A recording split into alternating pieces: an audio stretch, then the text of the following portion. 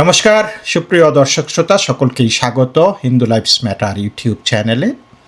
দর্শক, ভারতের পশ্চিমবঙ্গ রাজ্যের বিধানসভার নির্বাচন এখন এই মুহূর্তে তুঙ্গে, আর মাত্র কয়টা দিন বাকি আছে এবং আমি বলবো যে এই নির্বাচনে বিজেপিকে জেতানোটা আপনার আমার সকলের দায়িত্ব। এইবার যেন ভুলটা না হয়, কারণ সারা দেশে তো বটেই, বিশ্বব্যাপী হিন্দুদের ওপর একটা সুদূর প্রসারী চক্রান্ত শুরু হয়েছে। জিহাদিদের কবলে হিন্দুদের ত্রাহি ত্রাহি অবস্থা, এবং এই ট্রেন যদি পশ্চিমবঙ্গ মিস করে তাহলে আরও ভয়ঙ্কর পরিস্থিতি তৈরি হবে। এবং আমি কেন বিজেপিকে এইবার ক্ষমতায় নিয়ে আসা প্রয়োজন সেটা ব্যাখ্যা করব একটা ভিন্ন আঙ্গিকে।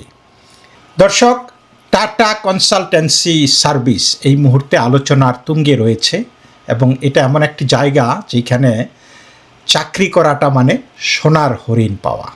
এইখানে এই নাসিক সিটির টিসিএস কোম্পানিটিতে নিয়োগ দেওয়া হতো প্রান্তিক, দরিদ্র বা ভালনারেবল হিন্দু মেয়েদেরকে, 25 থেকে 30 বছর শিক্ষিতা হিন্দু মেয়েদেরকে বেছে বেছে। এবং ভয়ঙ্কর কিছু ঘটনা উঠে এসছে। ফেব্রুয়ারির মাসে নাসিক সিটি পুলিশের কাছে একটি অভিযোগ দায়ের করা হয় যে এইখানে একটি হিন্দু মহিলা রমজানের সময় রোজা রাখছিলেন, এবং এইটাই ছিল প্রথম সূত্র যার ভিত্তিতে পুলিশ এই টাটা কনসাল্টিং সার্ভিসেস অফিসে গোপন অভিযান চালানোর সিদ্ধান্ত নেয়। এই অভিযানে উঠে আসে চাঞ্চল্যকর তথ্য। সংস্থার একাধিক টিম লিডার যৌন হয়রানি, ধর্ষণ এবং হিন্দু সহকর্মীদেরকে জোরপূর্বক ধর্মান্তর করার চেষ্টার সঙ্গে জড়িত। হোয়াটসঅ্যাপ চ্যাট সহ বিভিন্ন প্রমাণের ভিত্তিতে জানা যায় যে ভুক্তভোগীদের সঙ্গে মালয়েশিয়া সংযুক্ত এক ধর্মপ্রচারক ইরমানের যোগাযোগ করে দেওয়া হয়েছিল। এখন পর্যন্ত যৌন হয়রানি ও ধর্মান্তরের অভিযোগে 9টি এফআইআর দায়ের করা হয়েছে, 7 জনকে গ্রেপ্তার করা হয়। 2025 সালের নভেম্বর মাসে শ্রুতি, এটা তার পরিবর্তিত নাম, বিয়ের কিছুদিন পরেই নাসিক অফিসে যোগদান করে। তার স্বামী পুনেতে থাকে, তাকে লক্ষ্য করে লাগাতার হয়রানি চালানো হয়। ট্রেনিং চলাকালীন রাজা, যিনি তার দলে টিমেও ছিলেন না, বারবার তার কাছে এসে জিজ্ঞেস করত তার স্বামী কোথায় এবং তিনি একা কিভাবে থাকছেন। তারপর বিয়ে, হানিমুন এবং ব্যক্তিগত জীবন নিয়ে অশোভন মন্তব্য করা হতো। তার বিয়ে প্রেমের নাকি সম্বন্ধ করে এই প্রশ্নের পর বলা হতো যদি সে সুখী না হয় তাহলে তারা তাকে গাইড করতে পারবে। তাকে প্লেয়ার বা খেলোয়াড় বলে অপমান করা হতো এবং তার অতীত সম্পর্কে নানান মন্তব্য করা হতো। বারবার জিজ্ঞাসা করা হতো কেন তার স্বামী তার সঙ্গে নেই, এবং ইঙ্গিত করা হতো যে তাকে তারা আরও ভালোভাবে রাখবে, আরও সুখী করতে পারবে, তার শারীরিক কোনো চাহিদা থাকলে তারা এটা টেক কেয়ার করতে পারবে।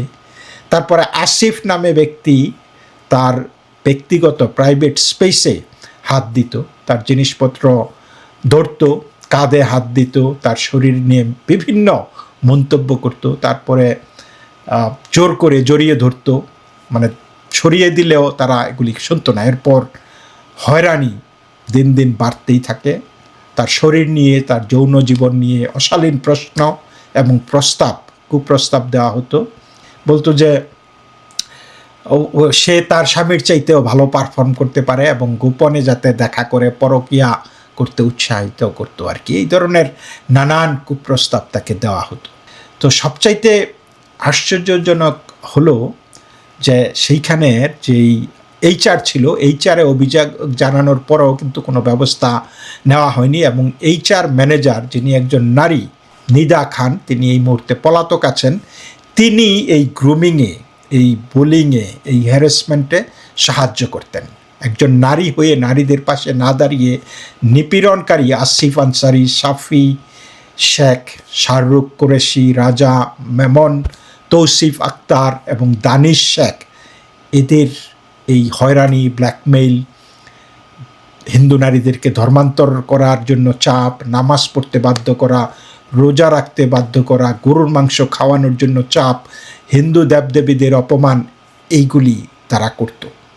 এবং এই মামলাটি যখন জনসমক্ষে এসেছে, এখন আবার একটা পক্ষ বলতেছে যে এটা ইসলাম বিদ্বেষী পদক্ষেপ এবং এগুলি ব্যর্থ প্রেম, এই মেয়েদের সাথে ছেলেদের প্রেম ছিল এবং মিডিয়া সেগুলো গিলছে, মিডিয়া সেগুলো আপনাদেরকে আমাদেরকে জানাচ্ছে যে মুসলিমরা মানে উল্টা ভিকটিমদেরকেই ভিকটিমাইজ করা হচ্ছে এইখানে। ভাবতে পারেন, হিন্দুরা, কিছু কিছু হিন্দু আছে তারা অতি সুশীল শাস্তে গিয়া, অতি সেকুলার শাস্তে গিয়ে সেই বয়ানগুলি গিলছে এবং সেই বয়ানগুলিকে মান্যতা দিচ্ছে। ভাবতে পারেন, এবং এরা যে কি পরিমাণে ভয়ঙ্কর। আমি বলি যে এই যে রেডিকাল ইসলামিস্ট এবং কমিউনিস্ট, যাদেরকে আমরা সুশীল বা সেকুলার বলি, এগুলি কিন্তু সামনাসামনি তাদের মধ্যে তীব্র ঝগড়া বিবাদ, একে অপরকে দেখতে পারে না, কিন্তু তলে তলে পিছনে দে আর হরিহরাত্মা। তা আজকে আমি আপনাদেরকে একটা ভিডিও দেখাবো। এই ভিডিওটা আমি আগে একবার করেছিলাম, এটা আমি পুনঃপ্রচার করতেছি, বাট রিব্র্যান্ডিং করে আর কি। এই পশ্চিমবঙ্গের বাম ফ্রন্টের নেতা, কমিউনিস্ট নেতা পদ্মনিধি ধরের নাতি দীপশিতা ধর, তিনি জেএনইউর একজন ছাত্রীনেত্রী ছিলেন এবং তার কিছু কথা আপনারা জানা দরকার যে বাঙালি সেকুলাররা কিভাবে চিন্তা করে, তাদের চিন্তার পরিধি কতটুকু, এবং তারা কিভাবে এই আমাদের সমাজটাকে, বেসিকলি আমাদের ইতিহাসকে বিকৃত করতেছে, আমাদের সমাজকে বিপদগামী করতেছে এবং হিন্দুদের ধ্বংস করার জন্য চক্রান্তের ক্রীড়নক হিসাবে ব্যবহৃত হচ্ছে। তো তার আগে আমি আপনাদেরকে একটা ছবি দেখাচ্ছি, এই ছবিটা আপনারা একটু দেখেন। এই ছবিতে আপনারা যাকে দেখছেন সেইটা হলো এই দীপশিতা ধর মেয়েটা, এবং এই ছবির সাথে যেই ব্যক্তিটি, সেই ব্যক্তিটিকে আপনারা চিনতে পারছেন। এই ব্যক্তিটি হলো এই যে মালদায় সম্প্রতি যে বিচারকদের হয়রানি, বিচারকদের আটক রাখা, জিম্মি রাখার অপরাধে গ্রেপ্তার হওয়া জিহাদি জঙ্গি, তার সাথে আপনারা দেখতে পাচ্ছেন পদ্মনিধি ধরের নাতি কমরেড দীপশিতা ধর। তো যাই হোক, আসুন আমরা আমার এই আগের ভিডিওটা, তাকে নিয়ে আগে যে ভিডিও করেছিলাম সেই ভিডিওটা আবার দেখি। আসলে সেকুলার মানেই হিন্দু, মুসলমান কখনো সেকুলার হইতে পারে না, কারণ তারা জানে যে তারা অন্য কোনো ধর্মকে মেনে নিতে পারে না, মেনে নেবার নিয়ম নাই। একমাত্র হিন্দু ধর্মেই বলে যে সকল ধর্মেই সত্য, ধর্মে বিশ্বাস না করাও সত্য, সুতরাং সকল মানুষই সমান। তো সেই অর্থে হিন্দুরা যারা ধার্মিক তারাও সেকুলার বলা চলে। আমাকে আমার এই চ্যানেলের অনেক দর্শক, বিশেষ করে ভারতে যারা বসবাস করেন, অধিকাংশ সময়েই খুব খ্যাদোক্তি করেন। তারা নানান কমেন্ট করেন যে আপনাদের দেশের হিন্দুরা তারা খেয়ে, ধাক্কা খেয়ে, মারধর খেয়ে তারা ভারতে পালিয়ে আসে এবং এইখানে এসে তারা সেকুলার সেজে যায়। তারা আরও বেশি সেকুলার হয়, তারা তৃণমূল করে, তারা কংগ্রেস করে, তারা সিপিএম করে এবং বিজেপির বিরুদ্ধে তারা কুৎসা রটনা করে। দেশ থেকে লাথি উষ্টা খেয়ে আসার পরও শুনুন। আমার দাদু ওপার বাংলা থেকে এপার বাংলায় এসেছিলেন। এই ফেসবুকে যখনই আমি কিছু লিখি বিজেপির বিরুদ্ধে, হিন্দুত্ববাদের বিরুদ্ধে, অনেকে এসে কমেন্ট করেন, ইচ্ছা করে কমেন্ট করেন যে আপনার ঠাকুরদা তো ওপার বাংলা থেকে এপার বাংলায় এসেছিলেন, তারা খেয়ে, লাথি খেয়ে, আপনি কেন মুসলমানদের বিরুদ্ধে কথা বলেন না? আমি বলি আমার দাদুরাই আমাকে শিখিয়ে গেছে। সেই কোন দাদু? যেই দাদুটা তার সাথে গল্প করত, আমরা বাংলাদেশে জমিদার ছিলাম, আমাদের শত শত বিঘা, শত শত একর জমি ছিল, আমাদের পুকুর ভর্তি মাছ ছিল, আমাদের বাগান ভর্তি আম ছিল, কাঁঠাল ছিল, লিচু ছিল, কলা ছিল, যেদিকে দু চোখ যায় শুধু আমাদের জায়গা, আমাদের জায়গা। এবং সেই জায়গা জমি ছেড়ে তারা ভারতে এসে আশ্রয় নিয়েছে। কী কারণে আশ্রয় নিয়েছে? কারণ সেইখানে মুসলমানদের অত্যাচারে তারা বাংলাদেশে টিকতে পারেনি, তো এই জন্য তারা ভারতে এসে আশ্রয় নিয়েছে। এবং ভারতে এসে তাকে কিন্তু অন্য কোনো কারণে লাথি উষ্টা দিয়ে বাংলাদেশ থেকে বের করে দেয়নি, তাকে বাংলাদেশ থেকে বের করে দিয়েছিল ধর্মের কারণে। কারণ তিনি হিন্দু ছিলেন, তিনি একজন কাফের ছিলেন। এই কাফেরদেরকে এই মৌলবীরা, মোল্লারা মেনে নিতে পারেনি। মোল্লাদের দেশ বাংলাদেশ, সুতরাং কাফেরদের বাংলাদেশে কোনো জায়গা নাই। বাংলাদেশ কাফেরদের নয়, বাংলাদেশ সব জান্নাতীদের, শুধুমাত্র জান্নাতীরাই এইখানে থাকতে পারবে। সুতরাং দাদু যেহেতু জান্নাতি ছিলেন না, তাকে দেশ ছাড়তে হয়েছে বাধ্য হয়ে। তো তিনি দেশ ছেড়ে, জন্মভিটা ছেড়ে তিনি চলে গেলেন ভারতে। ভারতে গিয়ে সেখানে হিন্দুদের বিরুদ্ধে কুৎসা রটনা শুরু করলেন, এবং সেই কুৎসার কিছুটা অংশ তিনি নাতি নাতনিদের মধ্যেও দিয়ে গেলেন। এবং তিনি কি দিয়ে গেলেন নাতি নাতনিদের মধ্যে? আমি দাদুকে জিজ্ঞেস করেছিলাম যে দাদু, তুমি তো হিন্দু ছিলে বলে তোমাকে বাংলাদেশ থেকে এখানে আসতে হলো, তাহলে তুমি ভারতে এসে বললে না কেন আমাদেরও হিন্দু রাষ্ট্র চাই, আমার দেশেও কোনো মুসলমান থাকবে না? দাদু তখন আমাকে উত্তর দিয়েছিলেন যে দেশ কি? দেশ মানে কি একটা মানচিত্র? দেশ মানে কি একটা ম্যাপ? দেশ মানে কি একটা ভারত মাতার ছবি? নাকি দেশ মানে আমার পাড়া, দেশ মানে আমার বাড়ি, দেশ মানে আমার প্রতিবেশী, দেশ মানে আমার বাড়ির সামনের ওই মাঠ, যে মাঠে আমি প্রথমবার সাইকেল চালানো শিখেছি? দেশ মানে আমার স্কুল, আমার স্কুলের বসা, আমার স্কুলের বেঞ্চে আমার পাশে বসা আমার সহপাঠী। দেশ মানে তো মানুষ, দেশ মানে তো মানুষের একসাথে থাকা। সো দাদু নাতিকে অনেক কিছু বলে গেছে।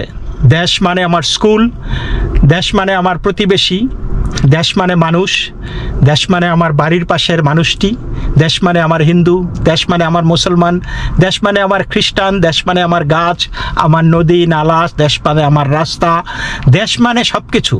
দারুণ অনুভূতি, ওইটাই অবশ্যই, এইটাই দেশ। দেশ মানে জাস্ট একটা নিরেট একটা শব্দ নয়, ভারত নয়, বাংলাদেশ নয়। দেশ মানে যেইখানে আপনার আত্মা জড়িয়ে আছে, আপনার আশার প্রতিফলন ঘটে এরকম একটি জায়গা। তাহলে সেই যে বংশ পরম্পরায় যেই দাদুর পূর্বপুরুষরা সেইখানে বছরের পর বছর, হাজার বছর ধরে সেইখানে ছিল, তাদের ধর্ম নিয়ে, সংস্কৃতি নিয়ে, জীবন আচার নিয়ে, সেগুলি তাকে ছেড়ে আসতে হলো। তাহলে কি বাংলাদেশ তাদের দেশ ছিল না? সো নিজের দেশ ছেড়ে পরের দেশে এসে এই দাদুটি সেই দেশের অর্থাৎ ভারতের জনগণকে দেশ কি, দেশপ্রেম কি, সেই সবক দিচ্ছে। এবং সেই সবকের কিছুটা অংশ তার নাতি নাতনিদের মধ্যেও দিয়ে গেছে। শুনুন দাদু এই নাতিকে আর কি কি বলেছিল, মনোযোগ দিয়ে শুনুন। আমি যখন আমার দেশ ছেড়ে এসেছিলাম, আমি জানি আমার কত দুঃখ হয়েছিল, আমার যন্ত্রণা হয়েছিল। আমার দেশের স্মৃতি, আমার ছোটবেলার স্মৃতি, সেই সব কিছুকে ছেড়ে আসার যন্ত্রণা আমার বুকের মধ্যে রয়েছে। আমি চাই না এই বিশ্বের, এই বাংলার, এই ভারতের একটা মানুষকেও তার দেশ ছেড়ে, তার বাড়ি ছেড়ে, তার পরিবার ছেড়ে আসতে হোক। দাদু বলেন, তিনি যখন এপার বাংলায় এসেছিলেন, আমাদের মাথার ওপর ছাই ছিল না, আমাদের দুবেলা দুমুঠো খাওয়ার মতো অবস্থা ছিল না, রিফিউজি ক্যাম্পে থাকতাম আমরা। দাদু বলেন তখন কেউ, এই যারা আজকে হিন্দু মহাসভা করেন, আজকে যারা বজরং দল করেন, আজকে যারা হিন্দু রাষ্ট্র স্থাপনার জন্য উদ্বেল হয়ে উঠেছেন, তাদের মধ্যে কেউ এসে তো আমার দাদুকে বলেননি, আমার দাদুর মতো হাজার হাজার এমন রিফিউজি মানুষকে তো বলেননি যে আপনিও হিন্দু, আমিও হিন্দু, আসুন না আমার বাড়ির সামনে একটু জায়গা খালি আছে, আপনার জন্য একটা বাড়ি করে দিই। আপনিও হিন্দু, আমিও হিন্দু, আসুন না আমার বাড়িতে আজকে দুমুঠো ভাত বেশি হয়েছে, আমরা দুজন একটু ভাগ করে দুজনে মিলে খাবার খেয়ে নিই। আমার দাদুরা গল্প শুনিয়েছেন ওই কঠিন সময়, ওই আধার রাতে উদ্বাস্তু মানুষ, রিফিউজি মানুষ, ওই রিফিউজি হিন্দু পরিবারগুলোর বাসস্থানের লড়াই, খাদ্যের লড়াই, নাগরিকত্বের লড়াইয়ে তাদের সঙ্গে যদি কেউ ছিল, সেই ঝান্ডাটার রং লাল, সেই রাজনীতিটার নাম ইউসিআরসি, সেই রাজনীতিটার নাম বামপন্থা। তাই আমরা বামপন্থা ছাড়া অন্য কিছু বুঝি না। তো এই যে এত অভিযোগ করেছে, কোনো হিন্দু তো এসে আমাদেরকে সাহায্য করেনি, কোনো লোক তো এসে বলেনি, কোনো বিজেপির লোকজন এসে বলেনি আমাদেরকে দুমুঠো চাউল দেয়নি, এই সেই অভিযোগগুলি কাদের বিরুদ্ধে করছে? সব অভিযোগ যেই দেশে এসে তারা আশ্রয় নিয়েছে তাদের বিরুদ্ধে। কিন্তু যেই কারণে দেশ ছাড়তে হয়েছে, এই জমিদারি ছাড়তে হয়েছে, পুকুর ছাড়তে হয়েছে, মাঠ ঘাট, ফসলের জমি, ফলের বাগান, এগুলি ছেড়ে আসতে হয়েছে, আত্মীয় স্বজন ছেড়ে আসতে হয়েছে, সেই দেশের স্কুলের বন্ধুবান্ধব, পাড়া প্রতিবেশী, তাদেরকে ছেড়ে আসতে হয়েছে। যাদের কারণে ছাড়তে হয়েছে তাদের বিরুদ্ধে কিন্তু এই দাদুর কোনো অভিযোগ নাই, এই নাতির কোনো অভিযোগ নাই। যত অভিযোগ যারা আশ্রয় দিয়েছে তাদের বিরুদ্ধে। কারণ কেন তারা তাদেরকে স্বর্ণের থালা দিয়ে বরণ করে নেয়নি? কেন? তোমাদের কি আমন্ত্রণ জানিয়েছে? তোমরা এত অধিকার সচেতন, মানুষের অধিকার নিয়ে কথা বলো, তাহলে তোমার দাদু দেশে থেকে সেই যুদ্ধটা কেন করতে পারেনি? এত নীতিবাক্য তোমাকে শোনাচ্ছে। আর তুমিও কেন সেই সংগ্রামী যদি করবে তাহলে মূলে ফিরে যাও, go back to your roots. সেইখানে গিয়ে বলো যে এই বাড়িটা আমার দাদুর বাড়ি, এই স্কুলটা আমার দাদুর স্কুল, এই জমিটা আমার দাদুর জমি, আমি এইখানে দাদুর উত্তরসূরি হিসাবে আমি এইখানে সসম্মানের সাথে অধিকার নিয়ে মানুষ হিসাবে বাঁচতে চাই। তাহলে তুমি সেইখানে যাও, কিন্তু সেইখানে না গিয়ে তুমি হিন্দুদেরকে, যারা তোমাকে আশ্রয় দিয়েছে, তাদের বিরুদ্ধে তুমি বকবক করতেছ। শুনুন আর কি বলছে। আমরা বিশ্বাস করি এই ভারতের মানুষ, এই বাংলার মানুষ, তিনি হিন্দু হন, তিনি মুসলমান হন, তার খিদের আলাদা আলাদা কোনো রং নেই। মুসলিমের খিদে আলাদা, হিন্দুর খিদে আলাদা, এমন হয় নাকি? একজন হিন্দু মা যখন মন্দিরে যান, যখন হাত জোর করে, এই কিছুদিনের মধ্যে দুর্গাপুজো হবে, দুর্গা ঠাকুরের কাছে হাত জোর করে প্রার্থনা করেন, কি চান তিনি? হিন্দু রাষ্ট্র চান? নাকি দুর্গা ঠাকুরের কাছে হাত জোর করে বলেন, মা আমার ছেলেটা মেয়েটা যেন থাকে দুধে ভাতে, ওদের যেন কোনো কষ্ট না হয়? একজন মুসলমান মানুষ যখন মসজিদে যান, নামাজ আদা করেন, কি চান আল্লাহর কাছ থেকে? গাজায়ে হিন্দ চান, মুসলমান রাষ্ট্র চান? নাকি তিনিও আল্লাহর কাছ থেকে এটুকুই চান, আমার ছেলেটা মেয়েটা যেন ভালো থাকে, ওদের ওপর যেন কোনো আঁচ না হয়? এইখানে হিন্দুরা কি চায় মন্দিরে গেলে, এই ব্যাপারে এই নাতনিটা ঠিকই বলেছেন, কিন্তু মুসলমানরা কি চায় সেই ব্যাপারটা তিনি ঠিক বলেননি। কারণ মুসলমানরা প্রার্থনা করে একমাত্র মুসলিম উম্মার জন্যই, অন্য কারো জন্য নয়। আর গাজওয়াতুল হিন্দ কিন্তু এটা তাদের স্বপ্ন। তাদের নবী বলে গেছেন যে ভারতকেও মুসলমান বানাইতে হবে, তো ভারতের মাটিতেও ইসলামের পতাকা উড়বে। এইটা কিন্তু মানে ইসলামের জয় জয়কার হবে। এইখানে হিন্দুদেরকে ধ্বংস করে দেওয়া হবে, পৌত্তলিকদের ধ্বংস করে দেওয়া হবে, মূর্তি পূজারীদের ধ্বংস করে দেওয়া হবে, সেইখানে তারা ইসলাম কায়েম করবে। এই নাতিটি হিন্দুদের বিষয়টা ঠিকই বলছে, কারণ হিন্দুরা এই হিন্দু রাষ্ট্রও চায় না, হিন্দু কিছুও চায় না। তারা চায় সুন্দরভাবে ছেলে মেয়ে নিয়ে না, মানে পরিজন নিয়ে শান্তিপূর্ণভাবে বসবাস করতে। কিন্তু তার বক্তব্য মুসলিমদের সম্পর্কে, সেটা কিন্তু মুসলিমরাও বলবে যে, মুসলিমরা কি বলতে পারবে যে একজন হিন্দুর জন্য প্রার্থনা করতে পারবে না? কারণ সেটা তাদের প্রার্থনায় নেই। তারা যখন দোয়া পড়ে, তারা ওই দোয়াটা যেইভাবে লেখা আছে সেইভাবেই পড়ে। আমরা যেমন হিন্দুরা নিজের মতো করে বাংলা ভাষায় বা যার যার মাতৃভাষায়, বিদেশি কোনো হিন্দু থাকলে মাতৃভাষায় যা খুশি তারা প্রার্থনা করতে পারে, দোয়া করতে পারে। কিন্তু মুসলমানদের দোয়াটা কিন্তু ক্লিয়ারলি যেইভাবে লেখা আছে সেইভাবেই করতে হবে। তা না হলে আপনার সেই দোয়া কবুল হবে না, সেটা মুসলমানি দোয়াও হবে না। শুনুন তারপরে কি বলতেছে। তাহলে আমরা যারা সাধারণ মানুষ, আমরা যারা মন্দিরে যাই অথবা মসজিদে যাই, আমরা যারা শুধুমাত্র আমাদের সন্তানের ভালো থাকা ছাড়া, আমাদের পরিবারের ভালো থাকা ছাড়া অন্য কিছু চাই না, আমরা একে অপরের বিরুদ্ধে লড়বো কেন? আমাদের লড়িয়ে দিয়ে লাভ কার? এই তৃণমূল এবং বিজেপি, এরা প্রতিদিন আমাদের সামনে এই বিভাজনের রাজনীতি করবে, মন্দিরে মসজিদে লড়িয়ে দেওয়ার রাজনীতি করবে, হিন্দুতে মুসলমানে লড়িয়ে দেওয়ার রাজনীতি করবে। হিন্দু বাড়ির ছেলেটার হাতে অস্ত্র তুলে দেবে, ত্রিশূল তুলে দেবে, তলোয়ার তুলে দেবে, বলবে যাও ওই মুসলমানদের বাড়ি, যাও ওই মসজিদ গুড়িয়ে দিয়ে জ্বালিয়ে দিয়ে। ওরা জানে যদি ওই গরিব পরিবারের ছেলে মেয়েটা, ওই হিন্দু গরিব পরিবারের ছেলে মেয়েটা পড়াশুনো শিখে চাকরি বাকরি করে, তাহলে তারা ওই অস্ত্র তুলে নেবে না, ওই ত্রিশূল তুলে নেবে না, ওই তলোয়ার তুলে নেবে না। ইয়েস, এটা সত্য যে হিন্দুরা তলোয়ার তুলে নিবে না, অস্ত্র তুলে নিবে না, তারা জীবন বাজি রাখবে না। কিন্তু অন্য পক্ষে এই কাজটা করবে, অন্য পক্ষে এই কাজটা করবে। তো এই যে এই নাতিটি, তার যেই পলিটিক্স করার কথা ছিল সেই পলিটিক্সটা সে করতেছে না। দিস উইম্যান ইজ মিসগাইডেড আমি বলবো, কারণ তিনি সব ইস্যুটাই জানেন, তিনি তার জীবনের, তার অতীত ইতিহাস জানেন, তার দাদু তাকে ভালো করে শিখিয়ে দিয়ে গেছে। কিন্তু কনক্লুশনটা কি, এই স্টোরির মোরালটা কি, সেই মোরালটা তাকে শিখিয়ে দেননি। সেই মোরালটা এই জন্য সে উল্টা বুঝছে, উল্টা বুঝতেছে, এবং দাদুও তাকে উল্টাই বুঝাইছে। দাদুর যত অভাব অনুযোগ, যত কিছু ছিল ঠিকই আছে, কিন্তু এটার কনক্লুশনটা যেইভাবে দাদু ড্র করেছে বা নাতি যেইভাবে গ্রহণ করেছে, সেটা হলো যত দোষ নন্দ ঘোষ।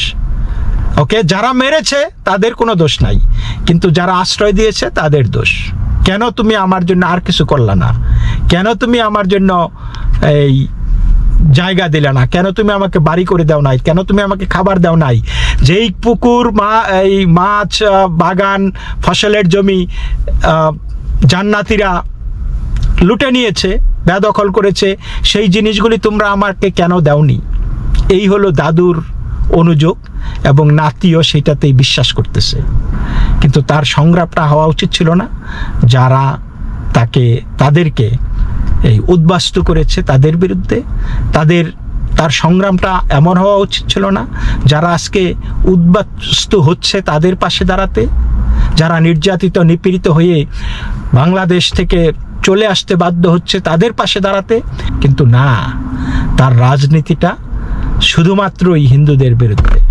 এই হলো আমাদের ভবিষ্যৎ বংশধর। এই মেয়ের বয়সটা 25 হবে, এবং সে এই ধরনের কথা বলছে এবং এই ধরনের কথাগুলি প্রপাগেট করছে। This is how they learn, this is how they talk, and this is how they influence. তো দর্শক, সঠিক সিদ্ধান্তটা নিতে ভুল করবেন না। এইবার ভুল করলে ট্রেন একেবারেই মিস, আর ট্রেন আসবে না। It's a do or die situation. তো সকলেই ভালো থাকবেন। নমস্কার।